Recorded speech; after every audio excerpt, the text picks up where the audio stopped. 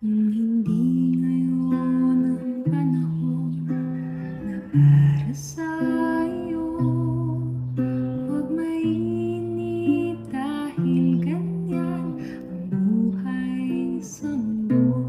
Huwag mawawalan ng pag-asa, darating din ang hikaya. Ang isipin mo'y may bukas pa na mayroong saya. Gabi ko